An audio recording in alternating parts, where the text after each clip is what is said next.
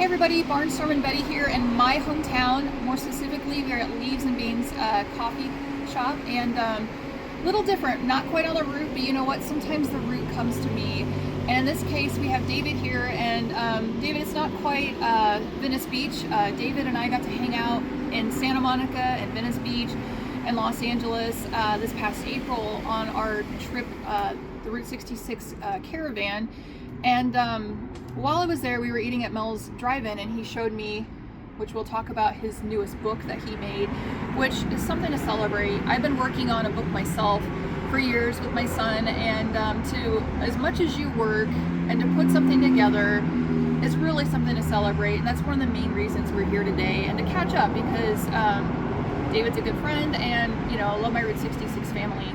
But if I could bibbidi-bobbidi-boo us back to the beach, to have the shaved ice cream, and you were having a loaded baked potato, and we were in this beautiful alleyway. There was beautiful clothing, the beach, some of our friends, and it was just great. But I'm glad that you're here in my little hometown and kind of see where I'm from, my upbringing, why LA was such a big deal to me from Pekin, to go out there and to win a national title, not only for my state, my town, but to meet you. And you know, I'm just so grateful that you're here, and you let me see a copy of it in Mel's, but now it is actually in print and in some Route 66 stores, which hopefully you'll tell us where people can find this. And we also want to discuss David's crazy story of how he was arrested on Route 66, and I think he's the first tourist who's actually been arrested, and spoiler alert, he did not do anything illegal. So Nope. let's... Well, I might have jaywalked, so Well, there was yeah. that. But no, thank you. Yeah, I'm originally from the Midwest as well, so always happy to stop in and see, you know, bits of America's heartland. And I was just back home visiting family, and on my way back to Texas now, and Yeah, he's from wanted to Fort stop Worth. and say hi. Long way from home. Yeah. I've always been a fan of like nostalgia and road trips, and I've always been a big sort of puzzle nerd, so I decided to finally combine the two and make Puzzle Road Trip Route 66. This is an edition that I, autographed and did some doodling in, but it's my love letter to Route 66. I'm very passionate about nostalgia, about interesting bits of whimsy along the road and everything like that. One of the important things to me was to prove like this is a passion project. This isn't just something thrown out there willy-nilly.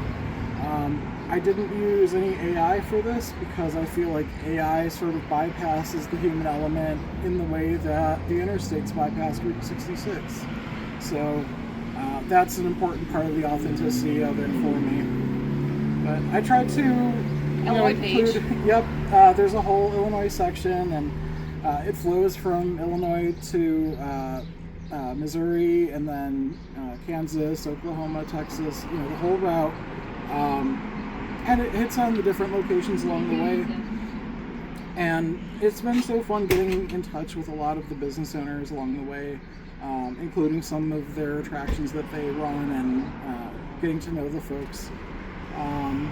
So yeah, this has been a passion project for about a year and a half, and I just recently finished it, had it printed here in the U.S., and now it's available now on my website, thegriddle.net, under the books section, and on the page there you can find either how to buy it online or any of the locations along Route 66 that carry it. So there are, I believe, 14 different businesses now along the route that carry it. Oh wow, congratulations. So, thank you, yeah. Well deserved. Because I've not seen something like this before. Everything's like how to get there or pictures, but I have not seen an interactive, especially made here in America by an American who's done the route, which is very important. So I've not seen this before, and this really excites me, especially you're doing the route with kids. That's something fun. Yeah, so it's definitely good if you have like kids that are doing the route with you, or if you hit a patch of rough weather and you need something to do that's not outside. Snow, like I experienced snow in Flagstaff, and nobody knew. Exactly. Us Midwesterners knew what to do. Yeah. And our caravan had to stop because there was snow and sleet, and they didn't know what to do. And I'm like, oh, you call this snow? Like, Michigan, Yep. a Michigander here. He Oh, knows. yeah. He knows snow. Yeah, I instinctively carry like a bit of kitty litter so I can get traction if I need it, things like that, just all the old tricks. But yeah, so it was cool to put these passions together, and just the warm reception from everyone along the route that has encouraged me to keep going and to finish the book, and now to find places to carry it.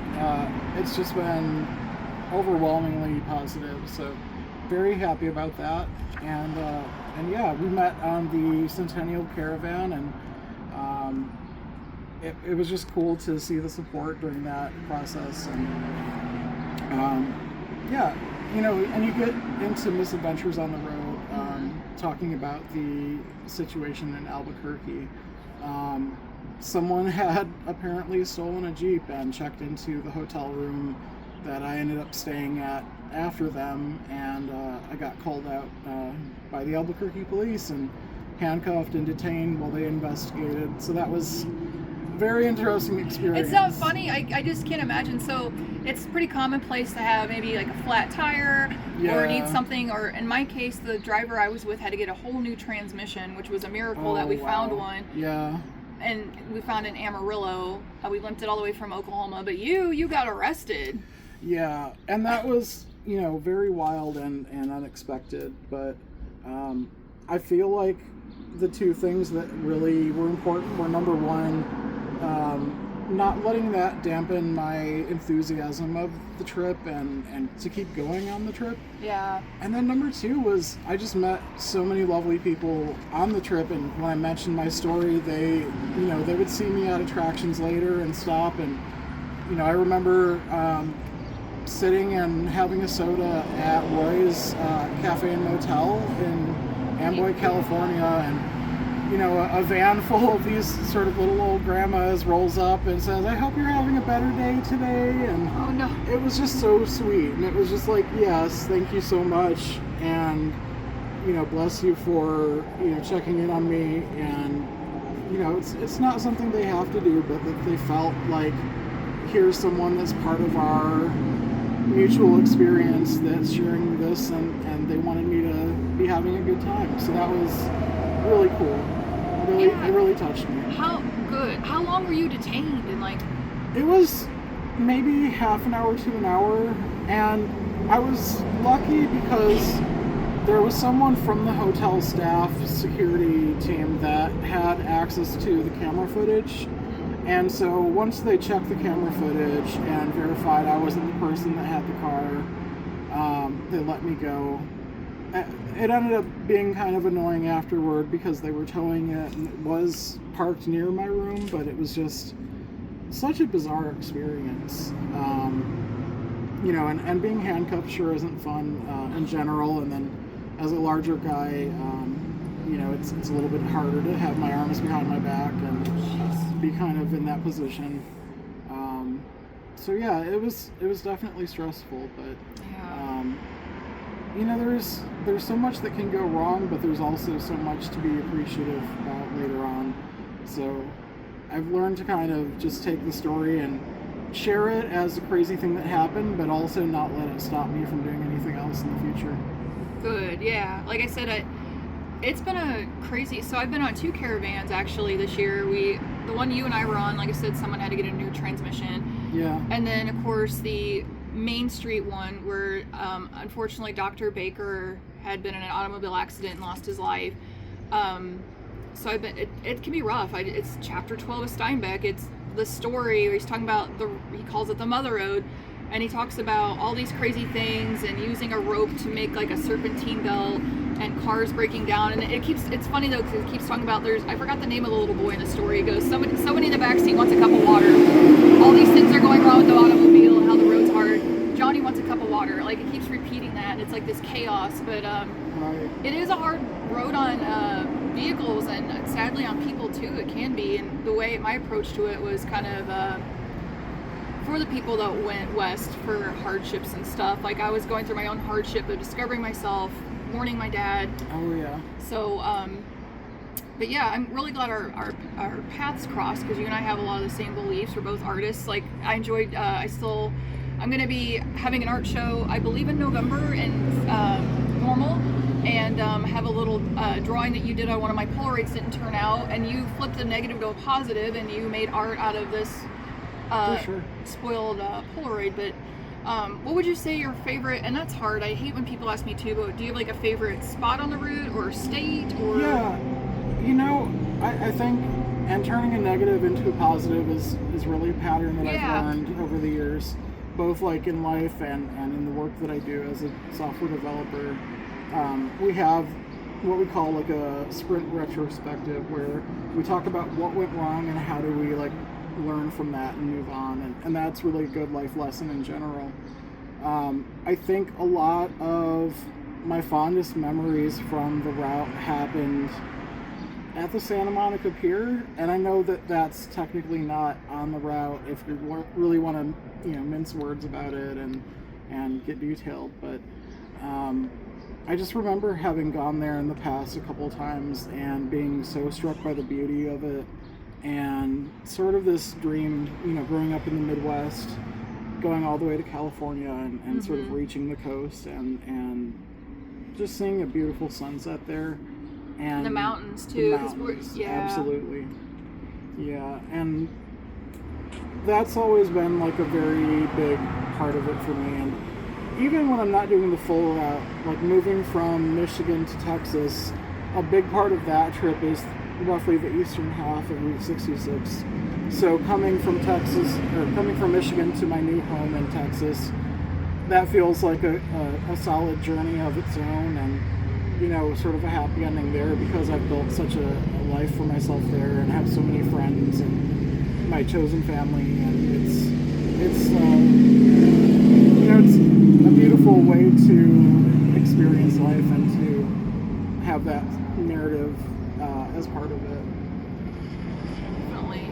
Yeah, I think it's crazy, like we're in the Midwest and everything's so green, and then it just goes to brown and like the desert, like it's the whole topography and the changes, it's so drastic. It is, and I was so taken by, even when you switch from the Texas Panhandle where it's a little bit brown and drab, but then it switches to these gorgeous mountains in New Mexico, and then in Arizona you have some of the flatness turn suddenly into even larger mountains, and you have forests in the Williams, Arizona area, and it's close to the Grand Canyon, and it's this level of unspeakable beauty that you just have difficulty putting into words. Right. Well, one thing about being a Midwesterner in LA, Ian Bowen, so like, LA is we're different. Midwesterners, we're very chatty, we're very personable. I'm not saying people aren't, but we're a little more open. And I remember it just felt overwhelming, and I walked down to the pier, and then there was Ian Bowen, and everyone talks to him, like we did the trip, we got the cert, but he's from Iowa, so he hasn't lost his Midwestern charm and help. And like I said, I was blown away. You and I were up there, and he just busts out perfect Italian to these people, so because they were having trouble with the language. And so, like, if you're on the pier and he's working, he's that familiar face, that lighthouse for us, to no matter what country or nationality you are, to make you feel at home at the end of your trip.